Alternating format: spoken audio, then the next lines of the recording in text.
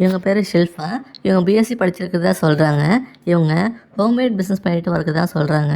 ஒரு 150லேருந்து 200 பேருக்கு ஃபுட்டை ப்ரிப்பேர் பண்ணி கொடுத்துட்டு இருக்காங்கன்னு சொல்கிறாங்க. இவங்க அப்பா அம்மா பார்த்தீங்கன்னா சென்ட்ரல் கவர்மெண்ட் ஒர்க் பண்ணி இப்போ ரிட்டையர் ஆகி பென்ஷன் வாங்கிட்டு இருக்கிறதா சொல்கிறாங்க. இவங்களுக்கு ஒரு அண்ணன் இருக்கிறதாவும் சொல்கிறாங்க. அவங்களுக்கு மேரேஜ் ஆகி மும்பையில் செட்டில் ஆக்கிட்டாங்களாம். இவங்களுக்கு ஃபஸ்ட்டு மேரேஜ் பேரண்ட்ஸ் பார்த்து தான் அரேஞ்ச் பண்ணி கல்யாணம் நடந்திருக்குன்னு சொல்கிறாங்க. இவங்க ஹஸ்பண்ட் ஐடி கம்பெனியில் ஒர்க் பண்ணிட்டு இருந்திருக்காங்க.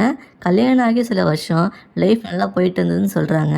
அப்புறம் அவங்க ஹஸ்பண்ட் ஒர்க் பண்ணுற கம்பெனியில் இவருக்கும் இன்னொரு பொண்ணுக்கும் தொடர்பு ஏற்பட்டிருக்கு. ஒரு சில வருஷம் இப்படியே போயிட்டு இருந்திருக்கு.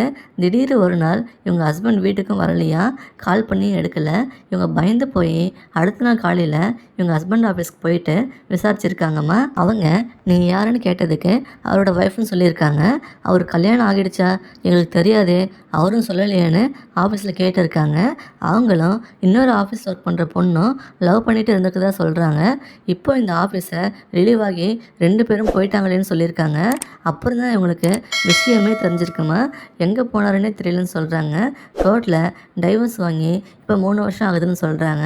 இது எங்கிட்ட சொல்லும் போதே ரொம்ப ஃபீல் பண்ணிட்டாங்கம்மா. என்ன இப்படிலாம் மனுஷங்க இருக்காங்கன்னு எனக்கு ரொம்ப ஆச்சரியமாக போச்சு. இப்போ அதுலேருந்து மீண்டு வந்து செகண்ட் மேரேஜுக்கு வரன் பார்த்துட்டு இருக்கிறதா சொல்கிறாங்க. இவங்க ஃபுட் பிஸ்னஸ் பண்ணி மாதம் ஒரு நல்ல இன்கம் வந்துட்டுருக்குன்னு சொல்கிறாங்க. அது இல்லாமல் இவங்க பேரண்ட்ஸுக்கும் பென்ஷன் வந்துட்டுருக்குன்னு சொல்கிறாங்க. இவங்க தான் இவங்க பேரண்ட்ஸையும் பார்த்துக்கிறேன்னு சொல்கிறாங்க. வரப்போகிற துணை நல்லா அன்பாக பார்த்துக்கணும், கடைசி வர ஒருத்தருக்கு ஒருத்தர் உண்மையாக இருக்கணும்னு எதிர்பார்க்குறாங்கம்மா. வேறு எதுவும் இல்லைன்னு சொல்கிறாங்க. இவங்களே உங்களையும் நல்லா பார்த்துக்கிறேன்னு சொல்கிறாங்க.